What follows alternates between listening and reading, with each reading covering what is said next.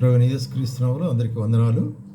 మరి ఈ దినం కూడా ఈ యొక్క మరి వీడియో వర్తమానం కొరకే మిమ్మల్ని అందరూ కూడా యేసు ప్రభు నామములో ప్రేమతో ఆహ్వానిస్తుంటున్నాను. ఈ దినం మన యొక్క వర్తమాన భాగం 1 తెస్సలోనికలకు రాసిన పత్రిక 5వ అధ్యాయం 6వ వచనం అండి. 1 తెస్సలోనికలకు రాసిన పత్రిక 5వ అధ్యాయం 6వ వచనం చదువుతాను. కావున ఇతరుల వలె నిద్రపోక మెలకువగా ఉండి మత్తులము కాక యుందము. కావున ఇతరుల వలె నిద్రపోక మెలకువగా ఉండి మత్తులము కాక యుందము. అపోస్తలుడైన పౌలు తెస్సలోనికలకు రాసిన ఈ యొక్క పత్రికలో మనం చూసేది ఏంటంటే మనకు హెచ్చరికను చేస్తున్నాడు. ఏంటి హెచ్చరిక అంటే మనము నిద్రపోయేవరముగా ఉండకూడదు. అంటే శారీరకమైన నిద్రను గురించి ఇక్కడ చెప్పలే, ఇక్కడ ఆత్మీయమైనటువంటి నిద్రను గురించి చెప్తున్నాడు. ఆత్మీయంగా మన యొక్క ఆత్మీయ జీవితంలో, మన ఆత్మీయ క్రియలలో, మన ఆత్మీయ కార్యాల్లో నిద్రపోవట అంటే మరి అనేక భావాలు మనం ఇక్కడ చూస్తాం మన యొక్క పరిశుద్ధ గ్రంథంలో. కాబట్టి మనం మెలకువగా ఉండాలంటాడు. నిద్రపోవట అంటే ఏంటంటే, నిద్రపోవట అనేటువంటిది ఇక్కడ చూస్తుంటాము, అది పలు రకమైన ఆత్మీయ యొక్క అనుభవాలను మనకు చూపించేదిగా ఉంటుంది నిద్రపోవటం అనేది కదా. ఇక్కడ మనం గమనించినట్లయితే ఏమంటాడు మరి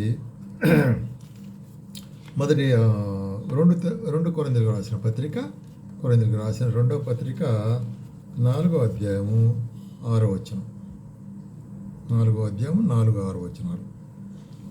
రైట్, 4వ అధ్యాయము 4 నుంచి 6 వచనాల వరకు. మరి ఇక్కడ చూస్తుంటున్నాము, ఎస్, దేవుని స్వరూపైన క్రీస్తు మహిమను కనపరచు స్వార్థ ప్రకాశము వారికి ప్రకాశింపకుండా నిమిత్తము ఈ యుగ సంబంధమైన దేవత అవిశ్వాసులైన వారి మనోనేత్రమును గుడ్డితనము కలుగజేసెను అంటూ, అంధకారంలో ఉండి వెలుగు ప్రకాశించుగాకని పలికిన దేవుడే తన మహిమను గూర్చిన జ్ఞానము యేసుక్రీస్తు ద్వారా వెల్లడిపరచుటకు మన హృదయంలో ప్రకాశించరు. కాబట్టి ఇక్కడ కొందరి యొక్క నేత్రాలు మరి గురుడితనముగా లేక చీకటిగా ఉంటున్నాయంట. ఎవరు? ఈ యుగ సంబంధమైన దేవత సాతానుడు చేసినంటే మనకు దృష్టి కలుగుకున్నట్లు మరి వారి యొక్క నేత్రాలు మూసివేయబడి ఉంటున్నవి అనేటువంటి కార్యం కదా. కాబట్టి మరి నిద్రించుట అనేటువంటిది అంటే ఎట్లాంటిది అంటే ఫెయిత్లెస్నెస్ అన్నమాట. అందుకొరకే రోమిలకు రాసిన పత్రిక 11వ అధ్యాయంలో, రోమిలకు రాసిన పత్రిక 11వ అధ్యాయంలో ఏమంటుందంటే, ఇందు నిమిత్తమై నేటి వరకు దేవుడు వారికి నిద్రగల మనస్సును, చూడలేని కన్నులను, వినలేని చెవులను ఇచ్చి ఉన్నాడు అని వ్రాయబడింది. కాబట్టి ఇక్కడ అపోస్తలుడైన పౌలు రాస్తూ ఇశ్రాయేలుల విషయమై దేవుని యొక్క కార్యం ఎట్లాగుందంటే, వారు అనేక సార్లు హెచ్చరిక పొందినా కూడా వారు మరి మేల్కోలేదు, వారు యేసు ప్రభువును అంగీకరించలే. అందుకొరకే అన్యులైన మనకు ఆ యొక్క ప్రాధాన్యత ఇవ్వలేదు. కాబట్టి వారి విషయంలో ఏం చెప్తానంటే, దేవుడు వారికి నిద్రగల మనస్సు అంటే ఫెయిత్లెస్నెస్, నిద్రగల మనస్సు. కాబట్టి చూడలేని కనులను, వినలేని చెవులను ఇచ్చి ఉన్నాడని ప్రాయపడినది. కాబట్టి వారు చూడకున్నట్లు వారి కనులు చీకటి కమ్మునుగాక వారి వీపు ఎల్లప్పుడూ వంగిపోనట్లు అని చెప్పబడుతున్నది. కాబట్టి ఇక్కడ చెప్పబడే మాట ఏంటంటే, నిద్రపోయేటువంటి మత్తు కలిగినట్టు మనస్సు అనేటువంటి, అంటే విశ్వాసము లేనటువంటి యొక్క మనస్సు. కాబట్టి వారికి విశ్వాసం లేదు కాబట్టి వారు చూడలేకపోయినారు. వారికి నిద్రమత్తు, విశ్వాసము లేని నిద్రమత్తును అనుగ్రహించిన దేవుడు. కాబట్టి నిద్ర అనేటువంటి మొట్టమొదటిగా ఫెయిత్లెస్నెస్ అంటే అవిశ్వాసానికి సాదృశ్యంగా ఉంటుంది. కాబట్టి అవిశ్వాసములలో మనం దేవుని పిల్లలు అయినప్పటికీ కూడాను అనేక సందర్భాల్లో అవిశ్వాసులుగా మనం ఉన్నట్లయితే మన కన్నులకు ఎట్లాగా ఉంటుందంట, నిద్రమత్తు కలిగిన వారముగా ఉంటాము అనేటువంటి కార్యాన్ని ఇక్కడ పరిశుద్ధాత్మను బయలుపరుస్తున్నాడు. రెండవదిగా మనం చూస్తున్నాము లూకా సువార్త 22వ అధ్యాయంలో, లూకా సువార్త 22వ అధ్యాయము 46వ వచనంలో, 22వ అధ్యాయము 46వ వచనంలో ఏం చెప్తున్నాడు ఇక్కడ? యేసు ప్రభు తన శిష్యులతో చెప్తున్నాడు. ఏం చేస్తున్నాడు అంటే చూడండి, మీరెందుకు నిద్రించున్నారు? శోధనలో ప్రవేశించకుండానట్లు లేచి ప్రార్థన చేయమని చెప్పగా. ఈ సందర్భం మనం గమనించినట్లయితే యేసు ప్రభు శిలువకు పోకమునుపు గెత్సేమనే తోటలో తన శిష్యులు కూడా చేరి ప్రార్థన చేస్తున్నాడు. గెత్సేమనే తోటకు తీసుకెళ్ళి అక్కడ వారిని ప్రార్థన చేయమని చెప్పి పేతురు, యోహాను, యాకోబును ముగ్గురిని అక్కడ ప్రార్థన చేయమని తాను కొంత దూరం వెళ్ళి ప్రార్థన చేస్తాడు. నేను వచ్చే వరకు మేలుకొని ఉండి అంటాడు. ఆయన ప్రార్థన చేసి వచ్చిన వెంటనే చూస్తే వాళ్ళు నిద్రపోతుంటున్నారు. వాళ్ళని తిరిగి లేపి మళ్ళీ ప్రార్థన చేయమన్నాడు. మళ్ళీ చూస్తే నిద్రపోతుంటున్నారు. కాబట్టి ఏమంటాడంటే, మరి ఎందుకు మీరు నిద్రించున్నారు? శోధనలో ప్రవేశించుకున్నట్లు ప్రార్థన చేయుడి. కాబట్టి నిద్రించుట అనేటువంటిది దేని సాదృశ్యం అంటే ప్రేయర్లెస్ లైఫ్, ప్రార్థన లేని జీవితం. ప్రార్థన లేని జీవితం ఏం కలిగిస్తుందంటే మనల్ని శోధనలోనికి ప్రవేశింపజేస్తుంది. కాబట్టి ఇక్కడ ఏమంటున్నాడంటే, మీరు శోధనలో ప్రవేశించుకున్నట్లు మరి మేల్కొని ప్రార్థన చేయుడి అంటాడు. అందుకే కొలస్సీలకు రాసిన పత్రికలో కూడా, కొలస్సీలకు రాసిన పత్రిక 4వ అధ్యాయం ఏం చూస్తున్నాం ఇక్కడ? కొలస్సీలకు రాసిన పత్రిక 4వ అధ్యాయము మనం గమనించే ఒక వాక్యం ఏంటంటే 2వ వచనం, ప్రార్థన యందు నిలకడగా ఉండి కృతజ్ఞత గలవారై దాని యందు మెలకువగా ఉండుడి.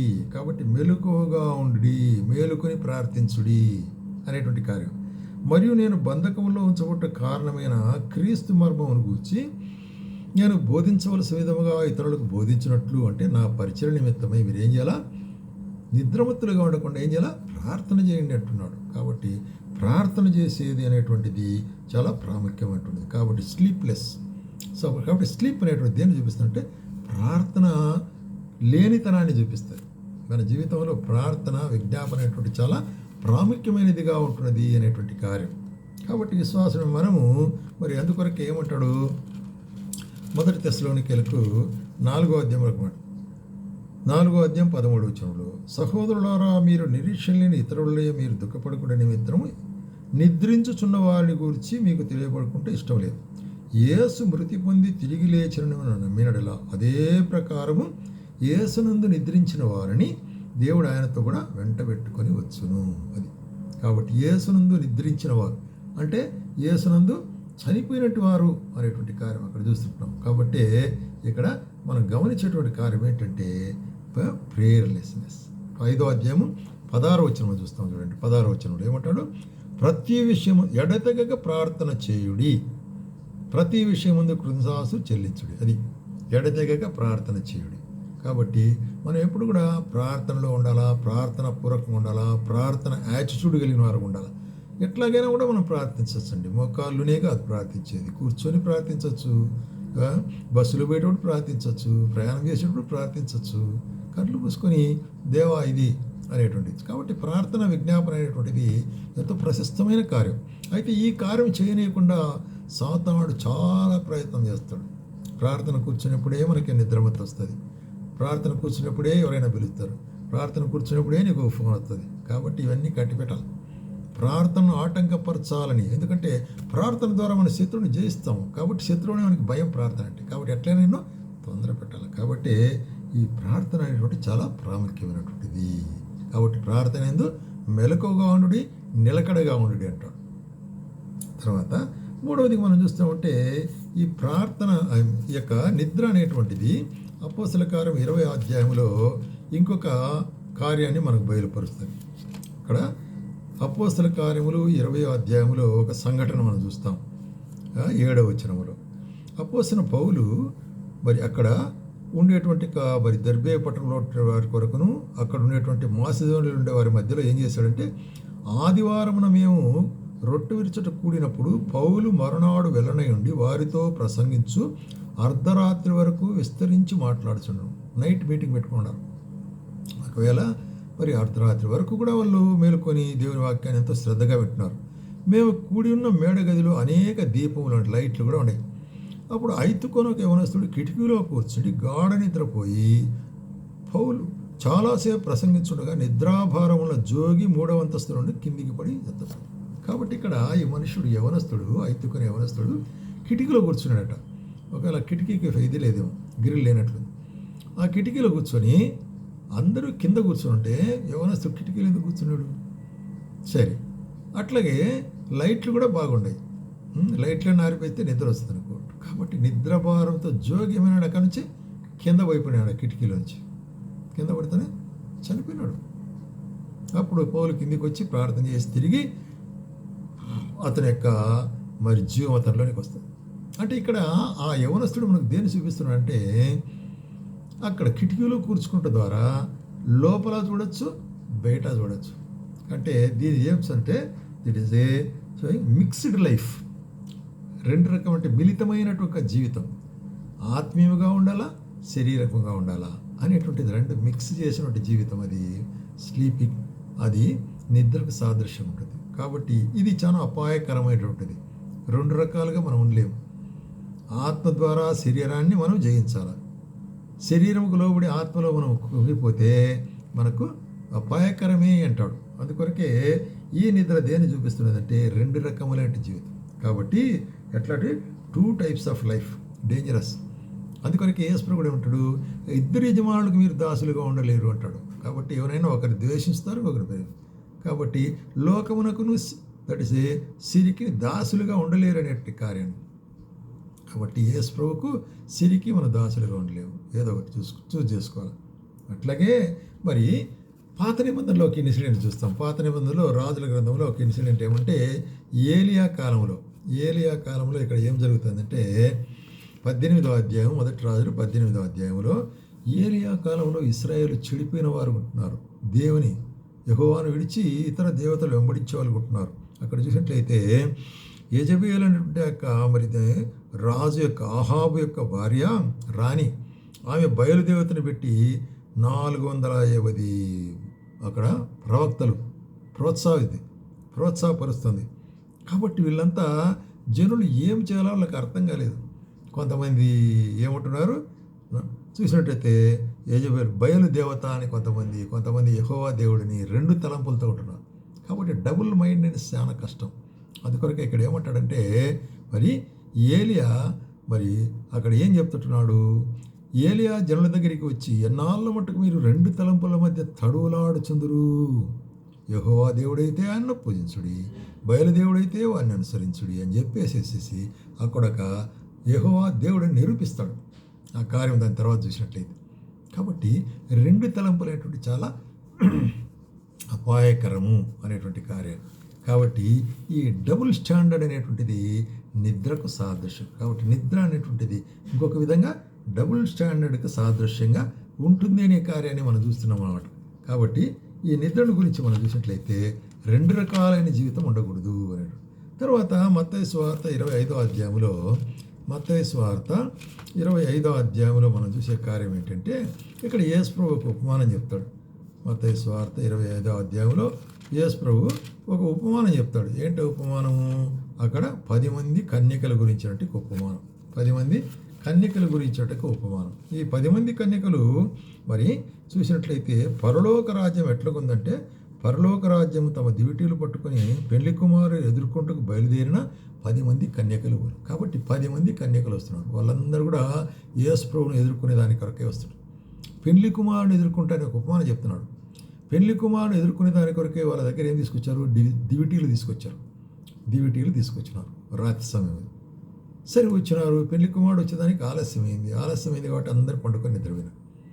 అయితే ఒక పొద్దున ఏమైంది, పెళ్లి కుమారుడు చెట్టున్నాడు అని చెప్పిన వెంటనే అందరూ లేచినాక వారిలో 5 మంది దివిటీలు బాగా వెలుగుతూ ఉంటున్నాయి, ఇంకా 5 మంది దివిటీలు ఆరిపోతున్నాయి. అప్పుడు వాళ్ళు చెప్పినారు, మాకు కొంచెం నూనెను మీరు ఇస్తారా అన్నారు. అట్లేదు పో, మాది మీకు ఇస్తే మాకు కూడా చాలదు, మీరు ఎక్కడైనా పోయి కొనుక్కోపోయినట్లు. వాళ్ళు పోయి వచ్చే లోపల ఇక్కడ ఈ 5 మంది లోపల ప్రవేశించి పెళ్లి కుమారునితో తలుపు వేయబడినారు. అంటే వారు విడువబడి ఉంటున్నారు. దీన్ని సాదృశ్యంగా ఏమిటాడంటే యేసు ప్రభు ఇట్లాగే మరి మీరు నిద్రపోయినప్పుడు జాగ్రత్తగా లేనట్లయితే, అంటే అన్ప్రిపేర్డ్నెస్, స్లీప్ ఇక్కడ ఏం చూపిస్తుంది? అన్ప్రిపేర్డ్నెస్, ఆయత్తపాటు లేనటువంటి కార్యము నిద్ర అంటే. కాబట్టి ఇక 5 మంది అందరూ ప్రయాణమే వచ్చినారు, ఆయత్తంగా వచ్చినారు. అయితే వారిలో 5 మందికి నిర్లక్ష్యత, వారి దగ్గర మరి నూనె లేదు. అందుకొరకే వారు విడువబడి ఉంటున్నారు. మిగిలిన వారు ఆ యొక్క పెళ్లి కుమారుడితో చేరు. అదేవిధంగా మనం కూడా సిద్ధపాటు కలిగిన వారంగా ఉండాలా, ఆయత్తపాటుగా ఉండాలా. Preparedness is a very important అంటాడు. అందుకొరకే అదే మత్తయి సువార్త 24వ అధ్యాయంలో కూడా ఏమంటాడు, మీరు 44వ వచనం, మీరు అనుకొనని గడియలో మనిషి కుమారుడు వచ్చును గనుక మీరు సిద్ధముగా ఉండుడి. అనుకొని గడియలో ఆయన వస్తాడు కాబట్టి సిద్ధముగా ఉండుడి. యజమానుడు తన ఇంటి వారికి తగిన వేల అన్నం పెట్టుటకై వారిపైన నమ్మకమైన బుద్ధివంతుడైన దాసుడెవడు.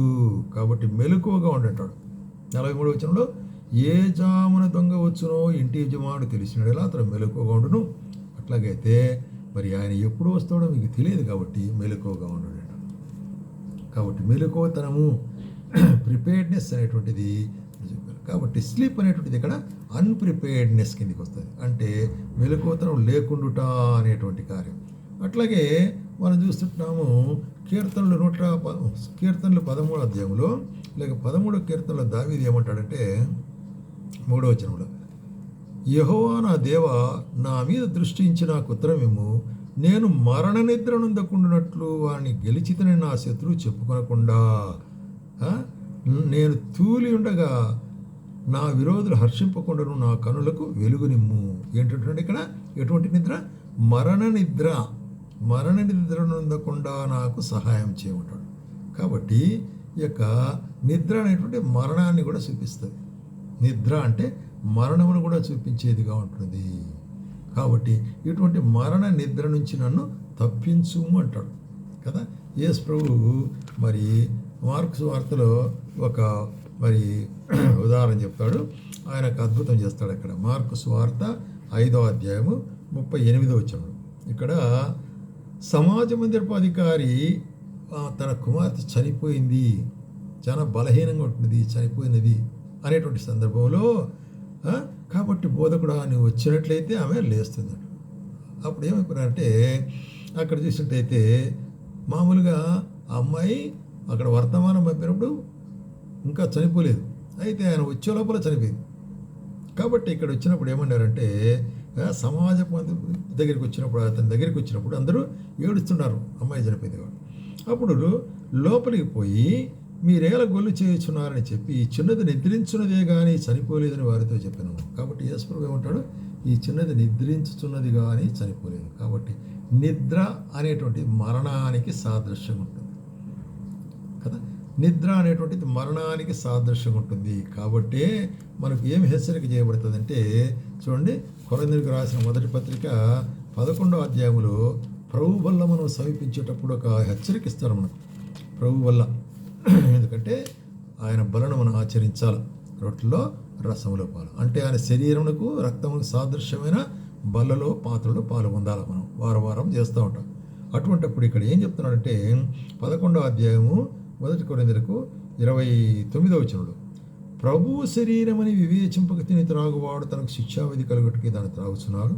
ఇందువలన మీలో అనేకులు బలహీనులు రోగులనైనారు, చాలామంది నిద్రించుచున్నారు. కాబట్టి మనము దేవుని యొక్క శరీరము, దేవుని యొక్క రక్తం అనే ఒక భక్తి మర్యాదలతో అర్థంతో దాంట్లో పాలు పొందాలి. అట్లా లేకుండా ఏదో ఒక ఆచార ప్రకారం పాలు పొందితే దాన్ని ఏమంటారు వివేచింపక తిని తాగువాడు. అటువంటి వారికి ఏమవుతుందంటే బలహీనత ఏర్పడుతుంది, ఆత్మీయంగా బలహీనులు అవుతారు, ఆత్మీయమైన రోగం వస్తుంది, ఆత్మీయమైన నిద్ర వస్తుంది. అంటే మొదట బలహీనమైపోయేది, బలహీనమైన తర్వాత ఏమవుతుంది, ఆ యొక్క దేవుని మాటలు రుచించవు, రోగం వస్తుంది, రోగం వచ్చిన తర్వాత ఏమవుతుంది, ఆత్మీయంగా మరణం. మనిషి జీవిస్తుంటున్నాడు, అయితే ఆత్మలో మరణించిన వాడు ఉంటాడు. కాబట్టి నిద్ర అనేటువంటిది మరణానికి కూడా సాదృశ్యంగా ఉంటుంది అనే కార్యాన్ని ఇక్కడ మనం చూస్తున్నాం. నిద్ర అనేటువంటిది మరణానికి కూడా సాదృశ్యంగా ఉంటుంది అనేటువంటి కార్యం ఇక్కడ మనం గమనించాలని చూస్తుంటాం అనమాట. అందుకొరకే మరి దేవుని గ్రంథం మనకి సెలవిచ్చే మాట ఏంటంటే ఎట్లా ఉంటుంది, మీరు నిద్రపోకుడి అంటాడు కదా. మనకు చదివినట్టు బాగా 1 తెస్సలోనికీయులకు 5వ అధ్యాయము 6వ వచనంలో ఏం చెప్తున్నట్టు ఇక్కడ, కావున మీరు ఇతరులే నిద్రపోక మెలకువగా ఉండు. నిద్రపోవట అనేటువంటిది మొట్టమొదటిగా నిద్ర అనేటువంటిది అవిశ్వాసానికి సాదృశ్యం ఉంటుంది. రెండవదిగా నిద్ర అనేటువంటిది ఇక్కడ చూస్తున్నాం ప్రార్థన లేని జీవితానికి సాదృశ్యం. మూడవదిగా అది మిళితమైనటువంటి ఒక మిక్స్డ్ లైఫ్కి సాదృశ్యంగా లోకము ఆత్మీయ, లోకము దేవుడు రెండు కలిపి. నాలుగవదిగా మనం చూస్తుంటాము మరి ఆయన యొక్క నిద్ర అనేటువంటి దేని సాదృశ్యంగా ఉంటుందంటే మరి అన్ప్రిపేర్డ్నెస్, సిద్ధపాటు లేనితనం. ప్రభువుని కొరకు మనము ఆయన ఎదుర్కొనే దాని కొరకు, ఆయన సంధించే దాని కొరకు సిద్ధపాట్లు అట్లాగే ఐదవదిగా నిద్ర అనేటువంటిది ఆత్మ యొక్క మరణాన్ని చూపించేదిగా ఉంటుంది. కాబట్టి ఈ యొక్క నిద్రపాటు లేకుండా మనం ఏం చేయాలా? మెలకువలు కలిగిన వారంగా ఉండాలా, ఆత్మీయంగా మనం మెలకు కలిగిన వారంగా ఉండాలనేటువంటిది. అందుకే మొదటి దశలోనికి రాసిన పత్రిక 5వ అధ్యాయంలో ఏం చూస్తున్నాము?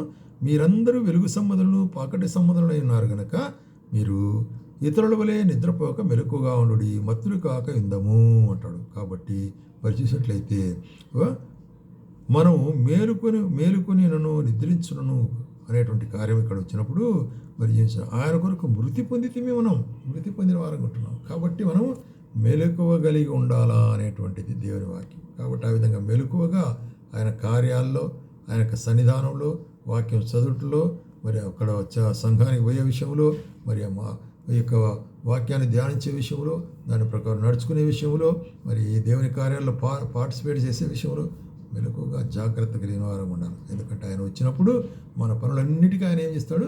మనకు బహుమతి ఇస్తాడు, మనకు బహుమానం ఇస్తాడు.